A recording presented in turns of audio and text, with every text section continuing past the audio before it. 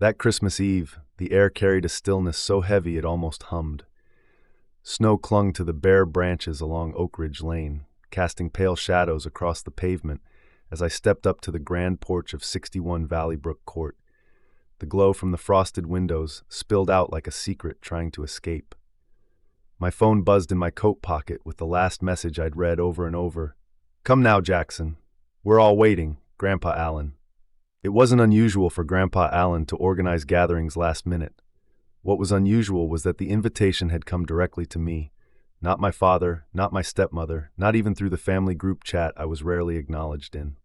Just me. My name.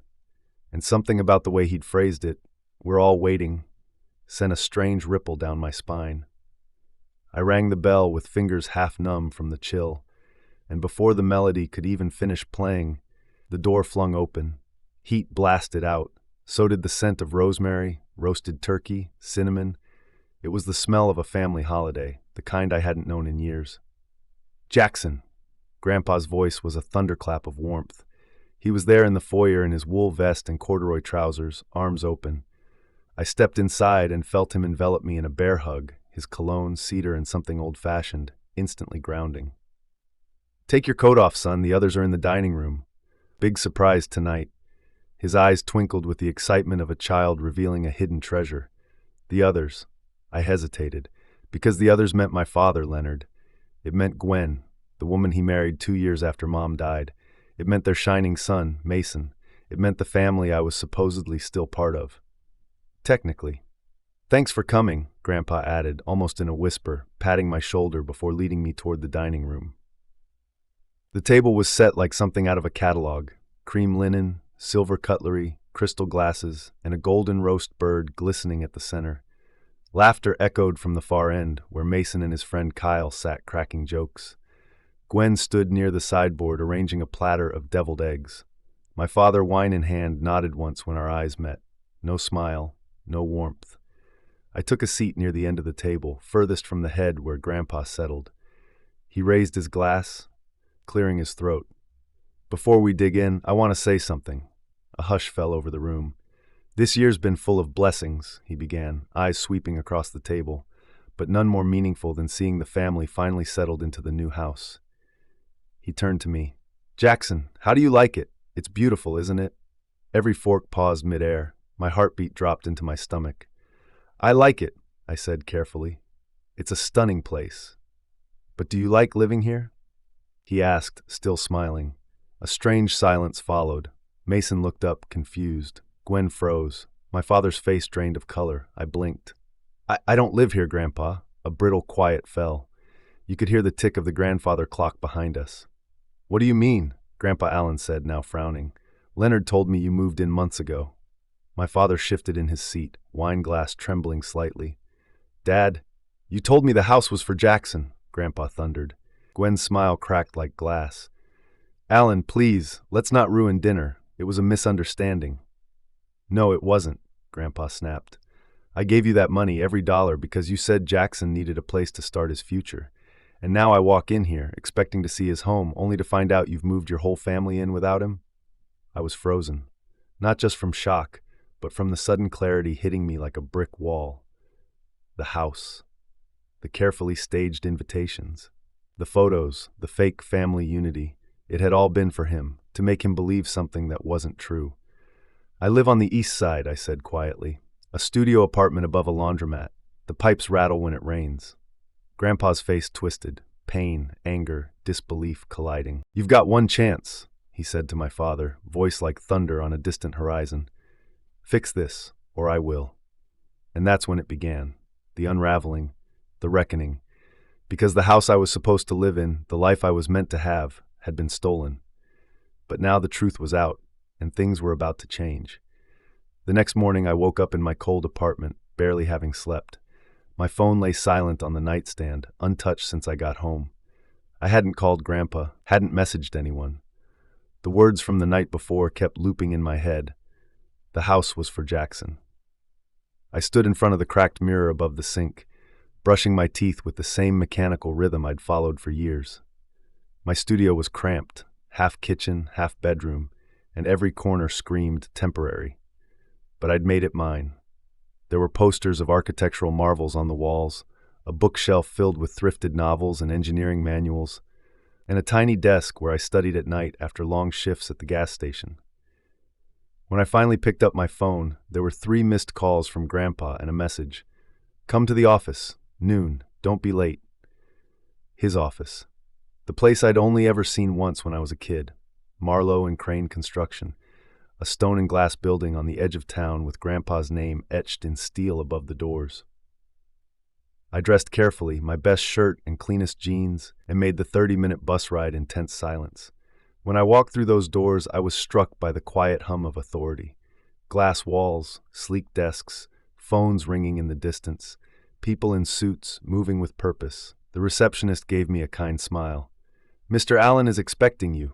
Top floor. Grandpa was waiting in a massive corner office, sunlight pouring through the wide windows behind him. He stood the moment I walked in. "Jackson." His voice was steady but loaded with emotion.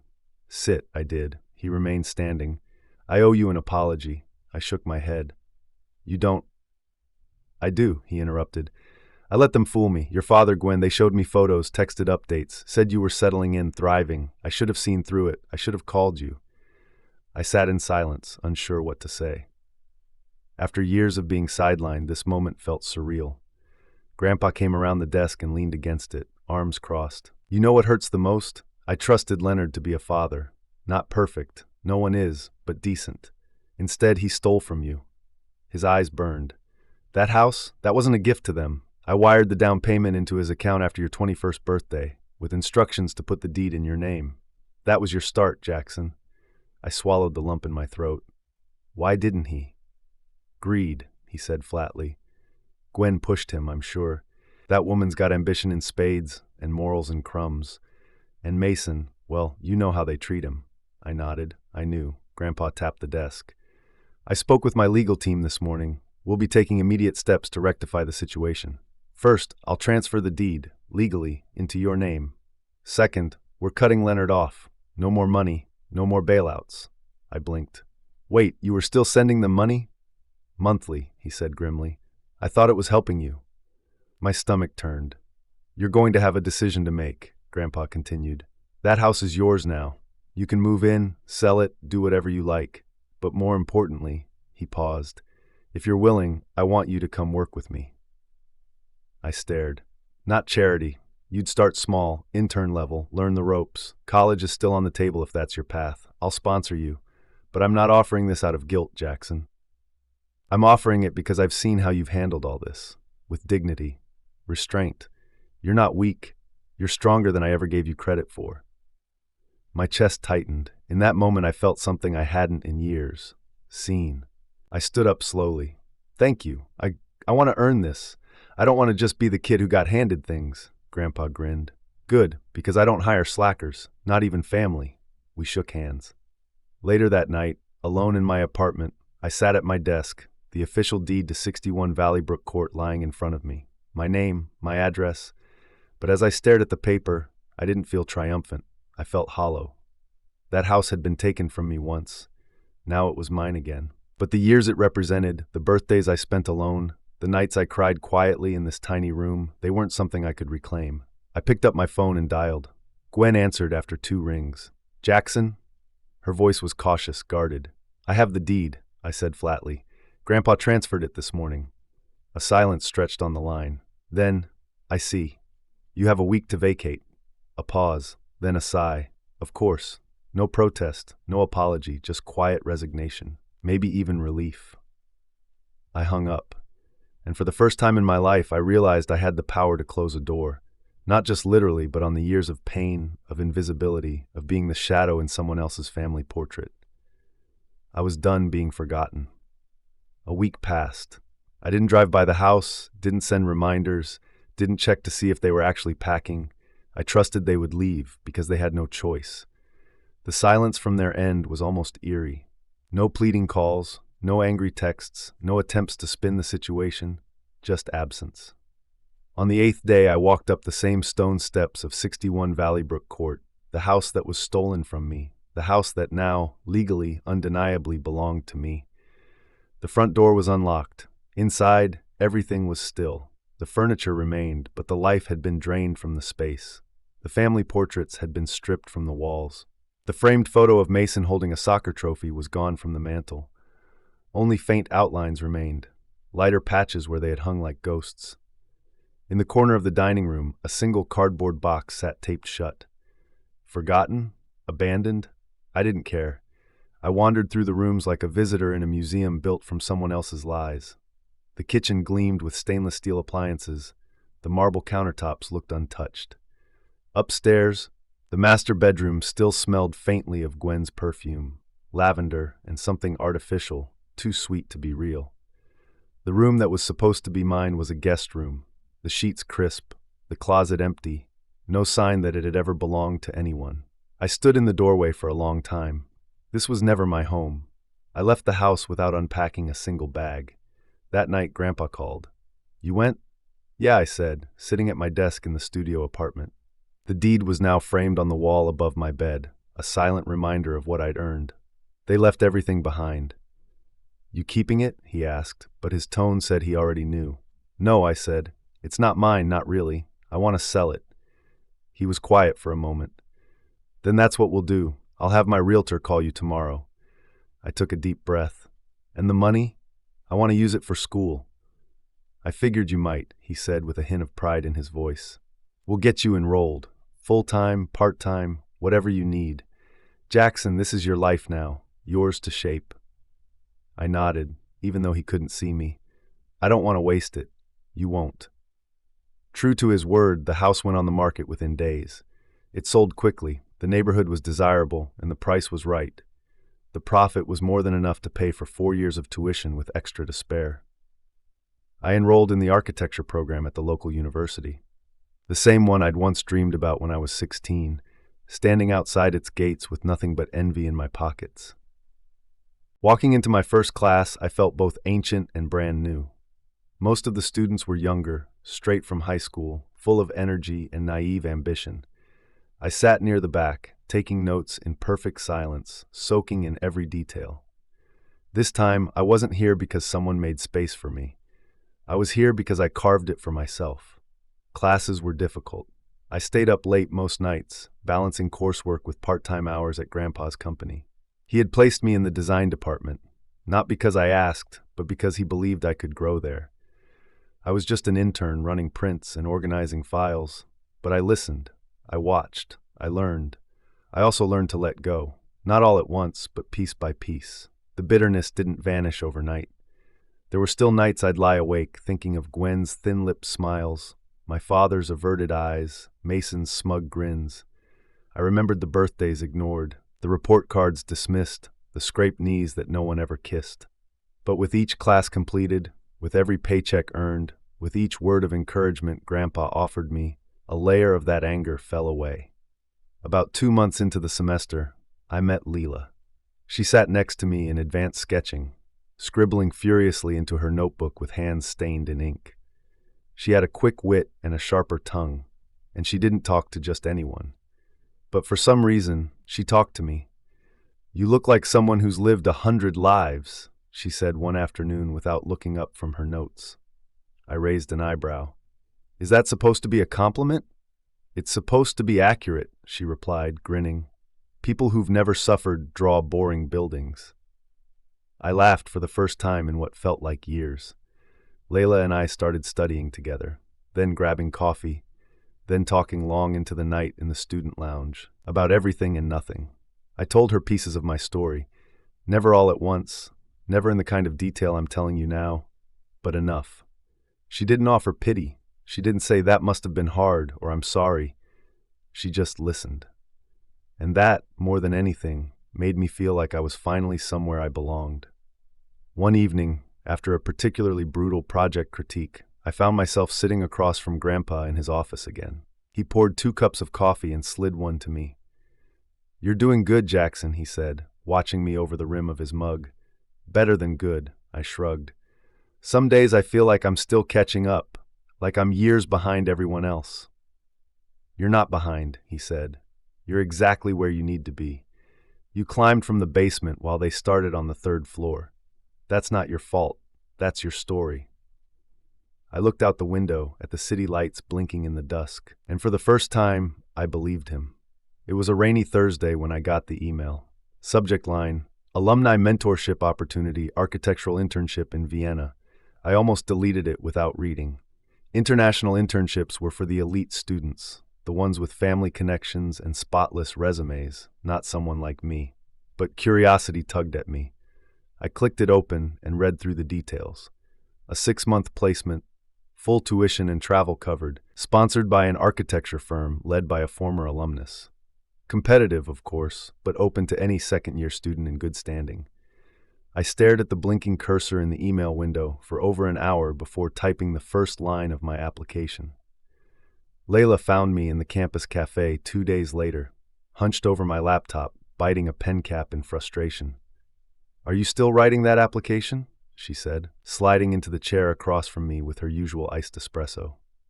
"Yeah," I muttered. "It's due tonight and I've deleted the whole thing 3 times already." She leaned over to read. "My life has not been traditional.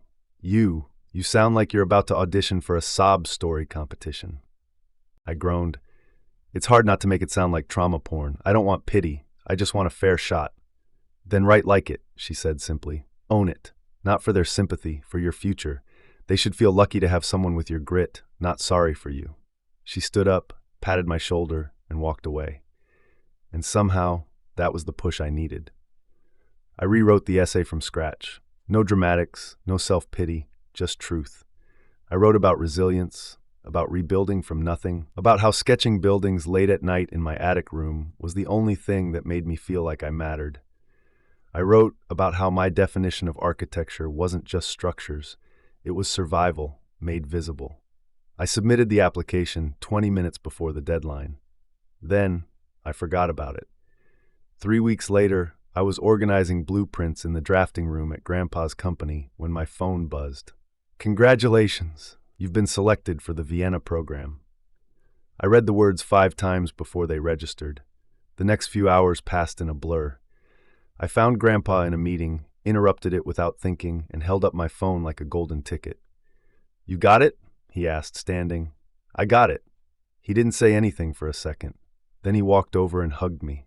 Not a pat-on-the-back hug, a real one, the kind that tells you've made someone proud. That night, I called Layla. She screamed so loudly into the phone I had to hold it away from my ear. "You better send me postcards," she said. "And don't go falling in love with some artsy Austrian girl who smells like tulips and pencil shavings." I laughed. No promises. The flight to Vienna was my first time leaving the country. My passport was still stiff from being new. When I boarded the plane, I felt the full weight of what was happening. Not just travel, not just education, transformation. Vienna was unlike anything I'd known. Cobblestone streets, modern glass buildings standing beside centuries-old churches, electric trams gliding past sidewalk cafes. The firm I interned with, Hirschfeld plus Partner, was nestled in a converted textile factory in the heart of the city. Minimalist, sleek, and intimidating. But the moment I met Herr Hirschfeld, a short, silver-haired man with eyes like a hawk, I knew I was in for a challenge. "You are from Ohio, yes?" he said with a slight accent. "Not many people from Ohio build like this." He tapped a drawing I had sent as part of my portfolio, a conceptual design I did in class, blending industrial steel and warm wood. I shrugged. "Not many people from Ohio had a reason to." He grinned. "You'll fit in here." The internship was intense. Long hours, critical reviews, language barriers. I made mistakes. I misspelled Fensterrahmen on a site label once and got roasted for it in front of the whole office. But I learned, fast. I soaked up every detail, how they combined history with modernity, how they folded culture into every corner of their designs. I also learned to belong. I made friends. I navigated weekend trips with interns from Spain, Japan, and Canada. I drank espresso in side-street cafes and visited museums that made my heart ache with wonder. Every night, I would sit in my tiny flat near the Danube, write in my journal and think, this is the life I was never supposed to have. And then, one day, Mason emailed me. The subject line simply said, "Hey." I almost didn't open it, but I did. "Jackson, I know I don't have the right to reach out, but I just wanted to say congratulations. I saw on LinkedIn that you're in Vienna. That's incredible, man. I messed up a lot. I was a jerk when we were kids. I didn't understand what you were going through, and honestly, I didn't care. Things haven't been good back home. Dad's working part-time, Mom's trying to sell candles online. I've been delivering pizzas. I don't expect you to forgive me. I guess I wanted to say I'm sorry. For real. Mason, I stared at the message for a long time, not because it hurt, but because, for once, it didn't. I closed the email, leaned back in my chair, and let the city lights of Vienna wash over me through the window. I didn't reply. Not yet. Maybe not ever. Because I was no longer defined by what they took from me. I was defined by what I built. Brick by brick, truth by truth, in a world that once told me I'd never belong. And now, I was writing my own blueprint. I returned from Vienna 6 months later, different in ways I hadn't fully realized until I stepped back onto the tarmac at O'Hare. The skyline of Chicago didn't look quite the same anymore. It still loomed, still pulsed with ambition, but now I saw it with new eyes. The eyes of someone who had walked through centuries-old halls of design in Europe, who had watched snow fall over Gothic spires and sketched bridges at dawn along the Danube. When I met Grandpa at the arrivals terminal, he didn't say a word. He just pulled me into a hug that lasted longer than usual. "You look taller," he said, pulling back. "Pretty sure I'm not," I grinned. "No," he said with a small smile, "but you're standing like a man now." He took my suitcase without asking, just like always. The drive back to his mansion was quiet, not awkward, just comfortable. When we got back, the familiar smell of old wood and leather greeted me like a memory. The house hadn't changed, but I had. We had dinner in his study that night, just the two of us. Steak, potatoes, and the kind of wine that costs more than most people's rent. I told him about the projects I worked on in Vienna, the mistakes I made, the professors who pushed me, the late nights I spent sketching until my fingers cramped. He listened, nodding, eyes sparkling with a kind of pride I still struggled to believe I'd earned. Then he said, "I want you to take over the firm someday." The fork in my hand paused midair. "What?" "You heard me," he said, as though he'd just mentioned lending me a jacket. "You've got the eye, the passion, the hunger. I can teach you the business side. You already understand the rest." I set my fork down. "I don't know if I'm ready for that." "You don't need to be ready," he said. "You just need to want it." And I did. Not for the title, not for the power, but because for the first time in my life, someone saw a future in me that I hadn't dared to imagine. Classes resumed a week later, final year, graduation on the horizon. Layla greeted me with a tight hug and a look that said, "Spill everything now." We went back to our favorite spot, a quiet nook in the library between shelves of architectural history, and caught up for hours.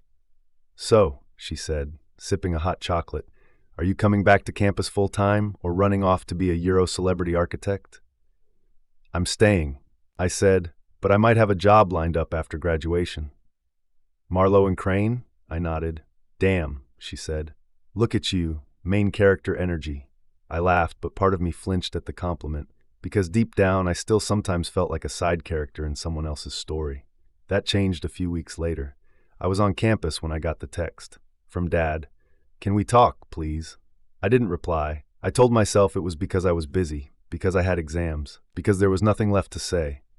But the truth was, I didn't know what I'd say if I replied. Later that night, there was a knock at the front gate of Grandpa's house. James, the driver, called me. "Young man at the gate asking for you, says he's your brother." Mason.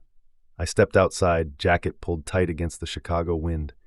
Mason stood there, thinner than I remembered, hoodie drawn up, hands jammed into his pockets. "Hey," he said, voice hesitant. "What do you want?" I asked, not unkindly but not warmly either. I wanted to see you, talk, in person," I sighed. "About what?" He looked up, and his eyes, the same blue as mine, were tired, not with age, with life. "I messed up. We all did. I didn't come to ask for anything. I wanted to tell you that I finally get it, what it was like for you, how much we took for granted, how much you weren't given." I crossed my arms. "Took you long enough." "I know," he said, "but I had to fall apart first." There was no script for what happened next, no grand speech, no hug, just silence. Then quietly I said, "Do you have a place to stay?" He looked surprised. "Yeah, crappy studio near Pulaski, no heat." "But I'm okay." I nodded once. "Good, you figure it out." You'll be stronger for it." He swallowed and nodded, like he knew I was right. He turned to go, but before he did, I called out, "Mason." He looked back. "I don't hate you," I said. "I just don't trust you, not yet." He smiled sadly. "Fair enough." And then he disappeared into the cold. That night I couldn't sleep, not because of guilt, but because that conversation hadn't left me bitter. It had left me lighter. Forgiveness doesn't always come with a celebration. Sometimes it's just the moment you stop letting someone else's mistakes sit on your chest like a weight. Graduation day arrived with a spring breeze and skies so clear it felt staged. I stood outside the university's hall with a black robe draped over my shoulders, a flat cap balanced precariously on my head, and my name printed neatly in the program. Jackson Marlowe, Bachelor of Architecture. When I saw Grandpa in the crowd wearing a charcoal suit and sunglasses, he lifted a hand and waved with the kind of proud smile only grandfathers seemed capable of. Wide, unguarded, almost childlike. Behind him, I spotted Layla, her curls bouncing as she jogged across the grass in heels, waving a small cardboard sign that read, "Build your future, brick by brick." I grinned. The ceremony itself blurred together. Names, applause, cameras clicking in unison like a swarm of mechanical bees. But when I crossed the stage and shook the dean's hand, the moment stretched long and quiet in my chest. This wasn't just a diploma, it was proof. That I had survived, that I had rebuilt, that I was no longer the outsider at the dinner table, the forgotten boy in the attic. I had carved out space for myself, one credit, one class, one night of self-doubt at a time. After the ceremony, we gathered outside by the fountain. Grandpa handed me a small black box. Inside was a silver pen engraved with the words, "For the architect of his own life." I ran my thumb over the words, speechless. "You earned every letter," he said simply. Later that evening, we hosted a small gathering at Grandpa's house. Not a party, he wasn't one for loud music or crowds, but a celebration, quiet and warm. A few colleagues from the firm, Leela, some of my professors, even James, the driver, joined us and gave me a firm pat on the back. "Told you you'd go places, kid." As the night wound down, I stood by the window overlooking the city lights and realized I no longer felt like an imposter in this life. It was mine now. A week after graduation, I began working full-time at Marlowe and Crane. I started in the planning department, shadowing the project managers, attending early design meetings, sketching, redlining, sitting in on client consultations.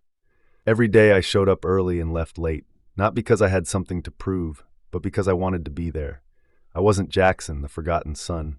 I wasn't the intern. I wasn't the scholarship case. I was Mr. Marlowe. People began to say it with weight. My first real assignment came sooner than expected. Grandpa handed me a slim folder with a single address on the cover, 431 Wilton Street, renovation project. Lead designer, Jackson Marlowe. "Are you serious?" I said, blinking at the folder. "You're ready," he said. "Trust me." The house was a classic brick colonial, battered by time but full of promise. The client was a retired teacher named Mrs. Davenport who wore thick glasses and always offered cinnamon tea. "This house was my late husband's pride," she told me. "But the pipes scream and the stairs bite your knees. I want it to breathe again. Can you do that?" I spent 3 months designing, coordinating, managing a small team of contractors. I visited the site nearly every day, refining details, smoothing problems, obsessing over materials, and when it was done, when Mrs. Davenport stepped into her new sunlit kitchen, tears welling in her eyes, I knew this was what I was meant to do. Not just build structures, restore dignity, restore meaning. One afternoon that summer, I got a letter from my father. Not an email, not a text, a handwritten letter in his narrow, precise script. "Jackson, I've written and rewritten this letter too many times. None of the words seem right, and maybe I don't deserve to have any say anymore. But I needed to try. First, congratulations. Your graduation, your work, everything you've become. I'm proud of you. I never said that enough. And I'm sorry. For all of it. For what I took from you. For how I ignored you. For choosing silence when I should have been your father. I thought providing for the household meant prioritizing what looked stable, what looked promising. That was cowardice. You were never a burden, Jackson. You were just too easy for me to overlook, and I'll regret that for the rest of my life. If you ever want to talk or not talk, just sit. I'm here. I'll wait." Leonard, I read it twice. 3 times. Then I set it down and stared at the skyline through my apartment window. Forgiveness wasn't a switch. It was a dimmer. And right now, the light was still low. But for the first time, maybe I wanted to try turning it up. It took me 2 weeks to respond to my father's letter. Not because I didn't know what to say. I knew exactly what I wanted to say. But because writing it down meant opening a door I had spent most of my life trying to close, then board shut, then forget entirely. But the truth was, part of me was tired. Not of holding a grudge that had become second nature, but of carrying all the weight alone. Anger, resentment, pain. At some point, those emotions stop serving you. They calcify. They anchor you to a version of yourself that you've already outgrown. So I wrote back, "Dad, thank you for your letter. I read it more times than I want to admit. I appreciate your words, and I believe they were honest. But this process isn't as easy for me as it may seem on paper. I spent years trying to make you see me, trying to earn even half the attention you gave to Mason. And when I learned that everything I thought was just how it had to be, the struggle, the silence, the attic room, was actually a choice you made, that broke something in me. Still, I don't hate you. I never really did. But forgiveness is a process, not a transaction. I'm open to talking. Slowly." Jackson, I mailed it. A week passed, then another. No response. I didn't dwell on it. Life moved on, and so did I. Summer melted into autumn, and with it came my first major commission, a boutique hotel renovation in the historic district just north of the river. A big project, high expectations, a 6-figure budget. Grandpa didn't hand it to me. I pitched for it. I built a proposal, presented it in a stiff conference room to a panel of investors twice my age, and walked out with my palms sweating through my blazer. 2 days later, I got the call. "The project's yours." Layla was the first person I told. We met for lunch on the rooftop of a cafe she liked, one of those bohemian places that served sandwiches with flowers in them. "You're not surprised, are you?" she said, stirring her drink. "You've been building toward this since the day I met you." "Yeah," I said, "but still, this feels different." "You've been waiting for permission to call yourself successful," she said, raising an eyebrow. "Here it is. Take it." Later that night, I stood in the empty project site, hard hat on, blueprints in hand, and looked around at the exposed brick and dust-covered beams. The place was a shell, just like I had once been. Empty, neglected, full of potential. And now I got to rebuild it, from the ground up. One crisp Saturday morning, my phone buzzed with a call from an unknown number. Normally I wouldn't have answered, but something, instinct maybe, made me swipe the screen. "Jackson?" My heart stopped. "Dad?" A pause. "Yeah, I got your letter." Silence stretched out between us like a rope pulled tight. "I wasn't sure if I should call," he said finally. "I didn't want to disrupt anything." I walked to the window, staring down at the traffic far below. "You're not disrupting anything. I just didn't expect to hear from you." "I know, and I get it. I don't want to pretend like one letter makes up for everything. It doesn't, but I'm trying." I nodded, even though he couldn't see me. "Trying is something." We talked for a few minutes. Just small things, work, weather, Mason. Apparently he'd enrolled in a community college, was taking things slow, hadn't dropped out yet, which Dad said with a bitter chuckle that made me cringe more than laugh. "Can I see you?"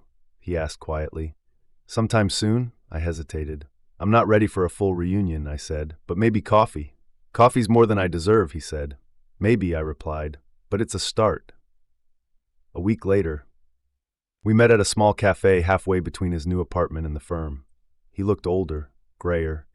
His clothes hung a little looser, but he smiled when he saw me, that familiar lopsided smile I hadn't seen in years. We sat down, and for a long moment, neither of us said anything. Then he cleared his throat. "You look good. You too," I said, and meant it, even if I didn't recognize the man across from me. We talked.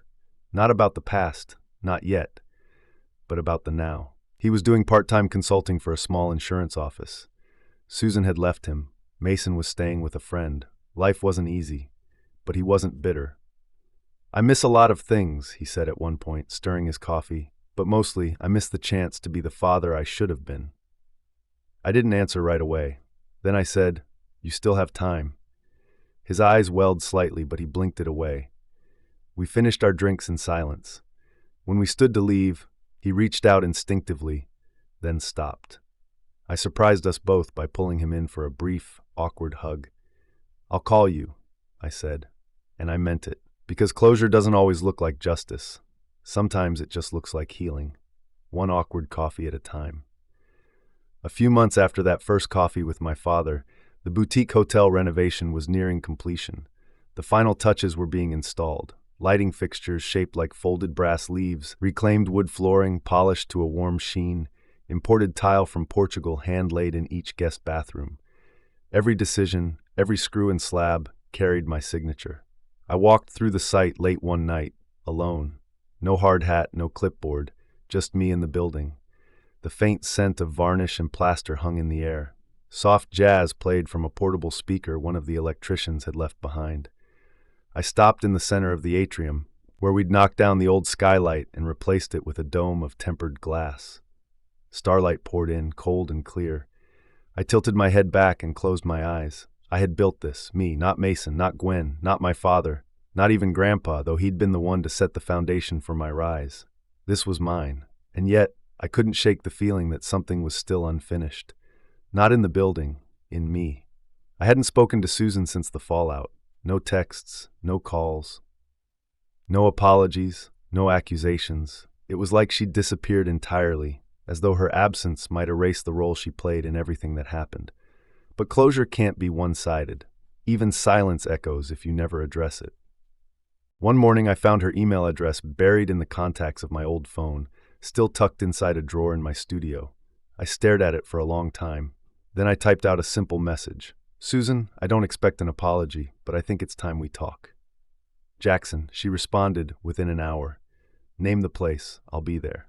We met in a quiet corner booth of a tea house downtown. I arrived early, dressed simple. Jeans, sweater, nothing fancy. I didn't want to come as Jackson Marlowe, the architect. I wanted to come as Jackson, the boy she'd once pushed into shadows and silence. When she arrived, I barely recognized her. She'd aged, but not in the graceful Hollywood glow way. Her hair was duller, her skin drawn tight from stress. She wore a beige coat too big for her and carried a handbag that looked worn to the stitching. But her eyes, still cold, still sharp, hadn't changed. "Jackson," she said, sliding into the seat opposite me. "You look older." "You expected me not to grow up?" She didn't smile. "Why now?" she asked. "Why reach out after everything?" "Because it's time," I said. "I've had conversations with Dad, with Mason, but you're the one who made sure I always knew I didn't belong." She flinched ever so slightly, but she didn't deny it. "I never hated you," she said. "Not really. I just didn't know how to deal with you. You were a reminder." "Of what?" "Of the woman who came before me," she said softly. "Your mother. Leonard loved her more than he ever loved me. I always knew that, and when he looked at you, I saw her in your face." I stared at her, stunned. "I didn't take things out on you because you were bad, Jackson. I took them out on you because you were hers, and that scared me." There was silence between us, not the tense, venomous kind, the hollow kind, the sound of two people standing on opposite sides of a long, broken bridge. "I won't forgive you for what you did," I said. "I wouldn't expect you to. But I needed to hear it. I needed to understand," she nodded. "I lost everything, you know," she said, eyes suddenly wet. "The house, the comfort, the illusion of control. You got out, I fell." I looked at her, at the version of the woman I had feared for most of my life. She was no longer powerful, just human. "Maybe that's what you needed," I said, "to lose what you never earned." She didn't argue, just looked down at her chipped nails. We parted quietly, no hug, no promises, just the sound of a bell above the door as I stepped back into the world. And for the first time I felt something shift, the final tether to my old life beginning to loosen. Back at the firm, the hotel project wrapped and was featured in a prominent architecture magazine. The write-up praised its emotional intelligence, the way the design invited reflection, nostalgia, rebirth. I clipped the article and saved it in a folder labeled Firsts. Not long after, Grandpa gathered the entire staff in the conference room for an announcement. He stood at the front, hands behind his back, smiling that sly smile of his. "I'm retiring," he said simply. Murmurs, gasps, a few wide eyes. He held up a hand. "It's time, and I know exactly who should take my place." Every head turned toward me. I blinked. He handed me a small box, inside a gold lapel pin in the shape of the firm's logo. "You've earned it," he said. "You built your name without leaning on mine. Now it's yours to carry forward if you want it." I looked around the room, at the faces of people who once only knew me as the grandson, and saw respect. Real respect.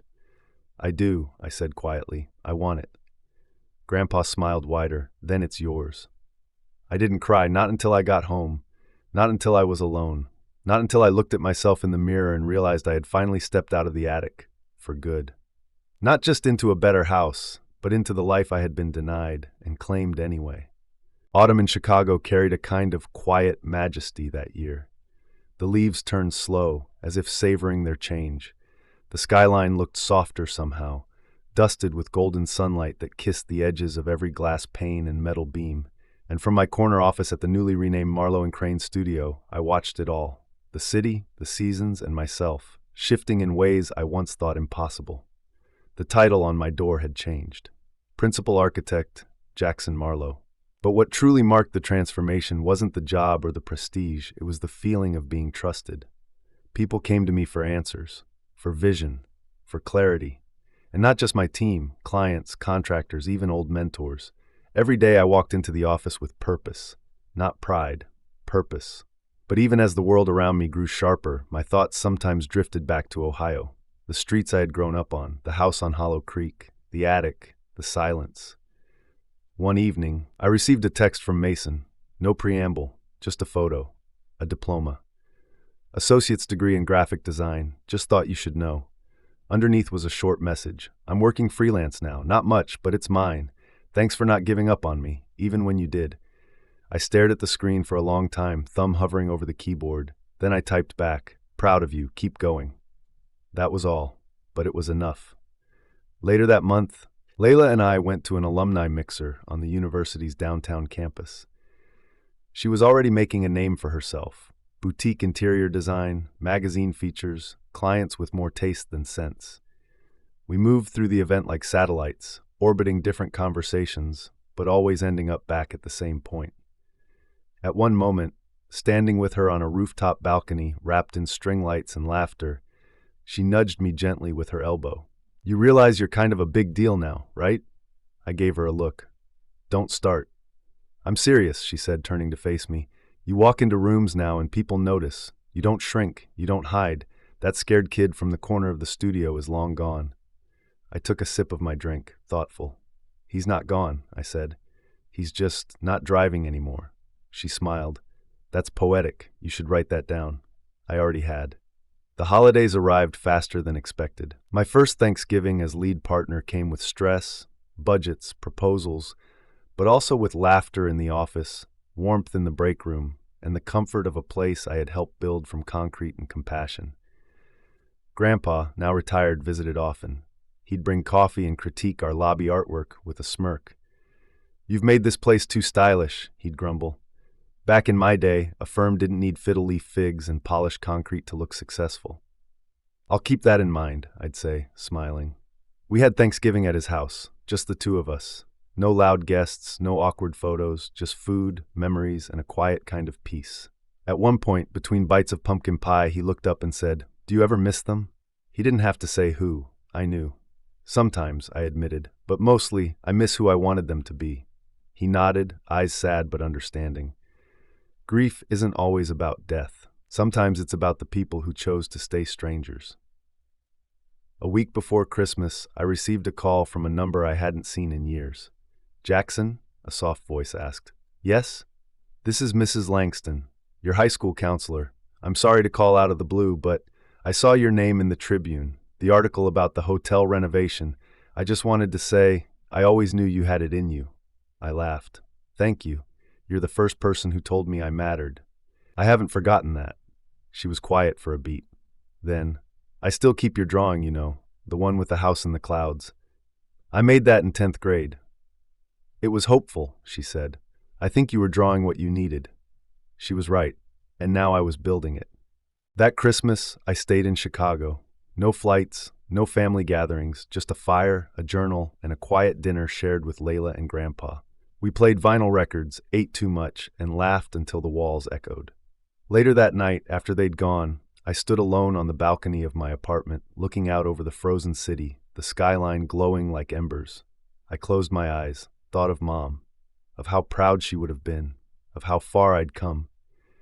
And in that moment, the silence I had carried my whole life didn't feel heavy anymore. It felt earned. It felt like home. January arrived cloaked in snow and the kind of silence that made you listen to your own thoughts whether you wanted to or not. The world outside slowed. People stayed indoors, cars moved more cautiously, and the city's constant hum lowered to a quiet murmur. But inside the studio, things were anything but still. Our firm had landed a major bid, a civic project downtown. The redesign of the old Lexington Library into a hybrid cultural space. The city was looking for something bold, something that honored history but pushed forward. And our firm, my firm, had a chance to leave a permanent mark on Chicago. The pressure was enormous. I spent weeks buried in models, concepts, digital renderings that blurred together by the fifth cup of coffee. But I felt alive. This was more than a project, it was a legacy. One Friday, well past midnight, I was still in the office, lights low, city shimmering outside the windows. I stood over the scale model on the conference table, every detail painstakingly carved, when I heard the door open behind me. It was Grandpa. He leaned against the doorway, hands in his coat pockets, watching me. "Didn't think you'd still be here," I said, not looking up. "I could say the same to you," he replied. He walked over, studying the model with a furrowed brow. Then he nodded once. "You've made something beautiful," he said, "not done yet." "Good. Stay hungry. But don't lose the joy in it. That's what keeps it from becoming just work." He paused, then added, "Do you know what your mother used to say when she painted?" I turned to him. "She said, 'Don't chase perfection, chase truth.'" I smiled. "She sounds like someone I would have liked. She would have adored you," he said, voice thick, "and she would have been proud." We stood in silence, the weight of that moment stretching wide. A week later, we pitched our design to the city council. It was one of the most nerve-wracking presentations of my life. I stood at the front of a packed chamber, model and renderings behind me, palms sweating under my blazer. But when I spoke, the nerves vanished. Because I wasn't just presenting a building, I was telling a story of renewal, of honoring the past without being bound by it, of designing spaces that didn't just house people but elevated them. When I finished, the room was quiet. Then came the applause, and 3 days later the call. We got it. I didn't cry, but I did sit alone in the stairwell afterward, heart racing, letting the enormity of it sink in. As winter began to thaw, I took a weekend trip to Ohio. It was my first time back in nearly 4 years. I didn't tell anyone I was coming. I just got in the car, drove through the cold Midwest sprawl, and watched the familiar landmarks roll by like ghosts. I visited the old neighborhood first, the street I grew up on, the schoolyard where I scraped my knees, the convenience store where I bought cheap snacks with coins I'd fished from couch cushions. Then I drove past Hollow Creek. The house was still there, smaller than I remembered, the yard untended, paint peeling, a for rent sign planted in the frozen grass. I didn't get out of the car, just sat there, hands on the wheel, staring, and whispered, "I forgive you." Not for them to hear, for me. Before heading back to Chicago, I made one last stop, the cemetery. I found the modest headstone with her name etched simply, Diana Marlowe, 1972 to 2001. Beloved, missed, remembered. I sat on the cold ground, knees damp, breath clouding in the air. "Hi, Mom," I said, voice shaking just a little. "I wish I could have met you. I've imagined your voice so many times, the way you'd smile, the way you'd scold me when I messed up." I smiled. I think I used to look for pieces of you in everyone around me, in teachers, in strangers, even in Susan, which I know is ridiculous, but I wanted to feel close to you. I reached into my coat pocket and pulled out the silver pen Grandpa had given me the day I graduated. "I've done okay," I said. "I'm building things, not just buildings, lives, my own, others. I think you'd be proud, and if not, that's okay too. I'm proud enough for both of us." I placed the pen at the base of her stone. I don't need to carry the past anymore, but I'll carry you, always. As I stood to leave, the wind picked up, brushing against my coat, not harsh, gentle. Like a hand on my shoulder, like a whisper from a mother I never knew, telling me, "You're home now, son." And I was. Not in Ohio, not even in Chicago, but in my own skin, in the life I'd built, brick by brick, Spring in Chicago didn't arrive, it announced itself. Dogwood trees bloomed along the avenues. Parks came alive with joggers, children, artists with sketch pads balanced on their knees. The thaw wasn't just in the air, it was in people's faces, their pace, their conversations. And inside our firm, the energy shifted too. The Lexington Library project had turned heads. Calls were coming in, proposals, invitations to design competitions, partnerships from other cities. We weren't just doing well, we were becoming a name. One Friday morning, I stepped into the conference room for our weekly meeting and found the entire staff already inside, standing around the table. They went quiet when I entered. Grandpa stood at the far end, arms crossed, grinning. "What's this?" I asked, eyes narrowing with suspicion. Layla stepped forward, holding a plaque. "Jackson Marlowe, 2025 Design Visionary Award for Leadership, Innovation, and Redefining the Emotional Power of Architecture." I blinked.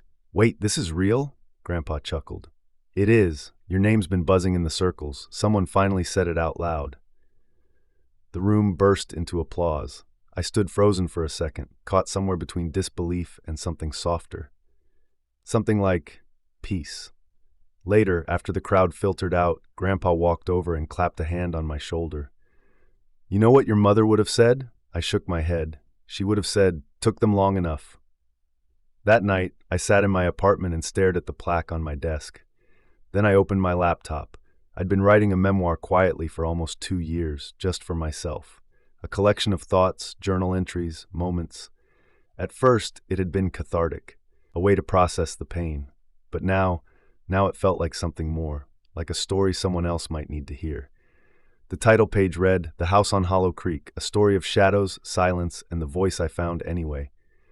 I opened a new document, started a fresh draft, not with bitterness, not with blame, but with this sentence: "Before I ever built a house, I had to learn how to live in one." A few weeks later, I got a text from Mason. "I've got a job offer, full-time, design firm. It's not architecture, but they like my stuff. It's in Boston. I'm scared, but I think I'm going to take it. P.S. I'm sorry again for everything. P.P.S. Dad's proud of you. He doesn't say it much, but I can tell." I replied, "Take the job, fall forward. We both had to grow up late. Doesn't mean we can't grow tall." He sent back a single word: "Thanks." In early June, I received a letter in the mail. A real one. No sender listed on the envelope. Inside was a photograph. A boy, maybe 7 years old, standing in front of a crumbling house. His clothes were too big, his shoes were scuffed, his face was uncertain. But in his eyes, you could see it. The flicker of something impossible to kill. Hope. Scrawled on the back were 6 words in familiar handwriting: "You turned out better than me."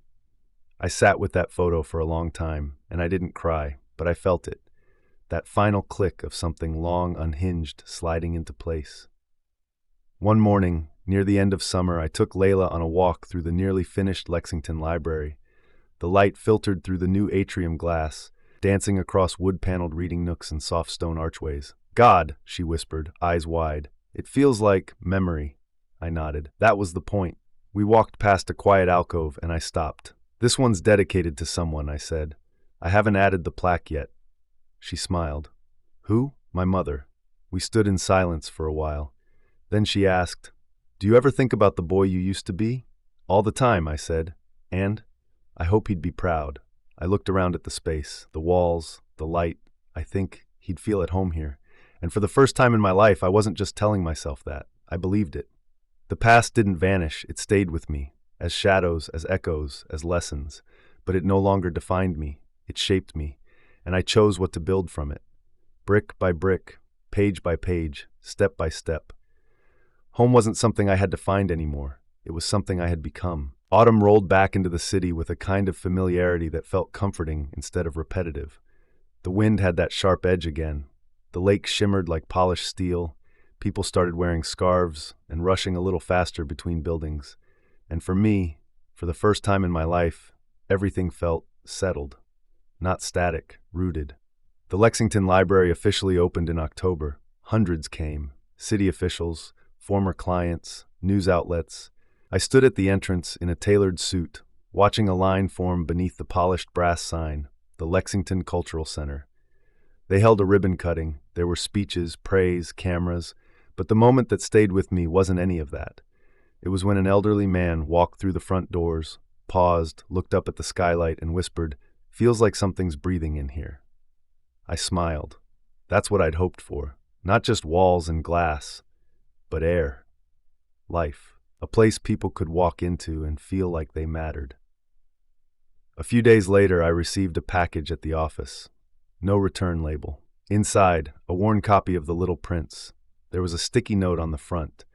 In small, neat handwriting, "You used to borrow this from the library every week. I kept it when they cleared out the old branch. I thought you should have it. Mrs. Davenport." I ran my hand over the faded cover, remembered sitting cross-legged in that same library as a kid, tucked in a corner, reading by the light of a flickering desk lamp while everyone else forgot I existed. And now I had rebuilt that space, reimagined it. It no longer forgot anyone. That winter, Grandpa took a long-awaited trip to Italy, his first real vacation in decades. Before he left, he stopped by my office. Same coat, same walking stick, same grandfatherly scowl that masked a smirk underneath. "You're in charge now," he said, pointing the stick at me. "Don't burn it down. I'll do my best." He paused. "I never told you this, but you're a better man than I was at your age." I looked up. "You were building empires," I said. He shook his head. "I was building monuments. You build homes." He turned to leave. "And Jackson," he said over his shoulder. "Yeah? You made Diana proud. You made me proud."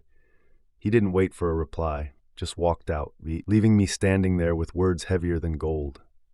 The first snow fell in December. That morning I walked alone through Lincoln Park. The trees were bare but beautiful. My boots left crisp prints in the powder-dusted path.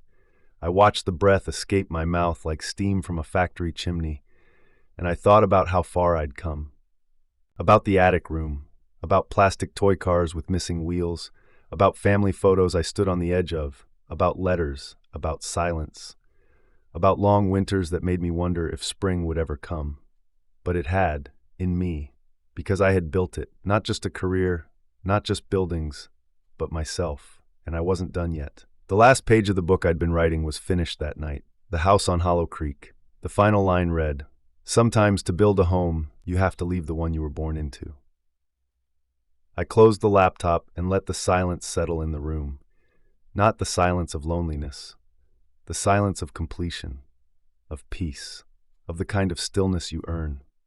If you're hearing this, if any part of this story feels like yours, know this: you are not what they said you were.